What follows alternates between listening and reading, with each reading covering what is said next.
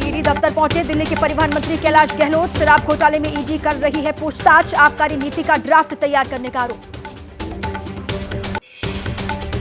कैलाश गहलोत के समन पर दिल्ली के मंत्री गोपाल राय बोले, बीजेपी समन भेजती है, जब चाहे भेज दे, रोजाना बीजेपी का समन आता है।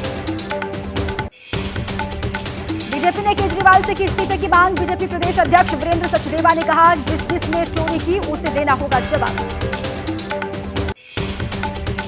कल इंडिया अलायंस की महारैली में शामिल होंगे 27 दलों के नेता। राहुल गांधी और कांग्रेस अध्यक्ष खड़गे रैली को करेंगे संबोधित।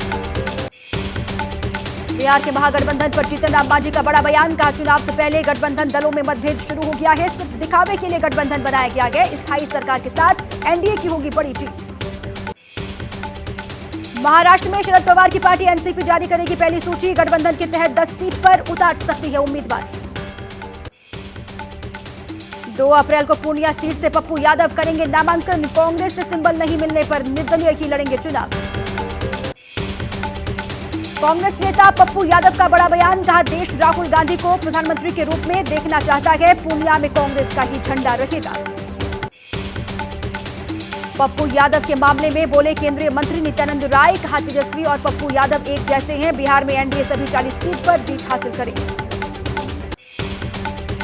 बीजेपी नेता राजीव प्रताप रूडी का विपक्षी गठबंधन पर बड़ा हमला। बोले, बिहार की 40 और देश की 400 से ज्यादा सीट जीतेगी भारतीय जनता पार्टी। कांग्रेस की बेचैनी स्वाभाविक। महाराष्ट्र में कांग्रेस नेता शिवराज पाटिल की पुत्रवधू अर्चना पाटिल आज बीजेपी में होंगी शामिल। हैदराबाद में बीआरएस को बड़ा झटका। बीआरएस नेता और हैदराबाद की मेयर गढ़वाल विजयलक्ष्मी कांग्रेस में शामिल हुई। भ्रष्टाचार के मुद्दे पर कांग्रेस का बीजेपी पर बड़ा हमला। मंच पर वॉशिंग मशीन रखकर कांग्रेस ने की प्रेस कॉन्फ्रेंस। कहा, बीजेपी में जाते ही धुल जाते हैं सभी के दाग। कोलकाता में ईसीआई के आदेश पर कार्रवाई करने गई टीम पर हमला हुआ। शिकायत मिलने पर एक्शन लिया गया। 5 लोग गिरफ्तार किए गए। सूत्रों के मुताबिक भारतीय कम्युनिस्ट पार्टी को 11 करोड़ रुपए का इनकम टैक्स का नोटिस। टीएमसी को 72 घंटे में आयकर विभाग के 11 नोटिस। सोशल मीडिया पोस्ट कर टीएमसी सांसद साकेत गोखले ने जानकारी दी। केजरीवाल की गिरफ्तारी के खिलाफ 31 मार्च को आपकी महारैली। इंडिया अलायंस के कई नेता होंगे शामिल। सुनीता केजरीवाल भी सभा को करेंगे संबोधित। दिल्ली पहुंचे हेमंत सोरेन की पत्नी कल्पना सोरेन का आप नेता संजीव झा ने स्वागत किया। कल इंडिया अलायंस की रैली में शामिल होंगे। राहुल गांधी ने सोशल मीडिया पर पोस्ट कर केंद्र सरकार पर बोला हमला। कहा, जब सरकार बदलेगी तो लोकतंत्र का चीरहरण करने वालों पर कार्रवाई होगी।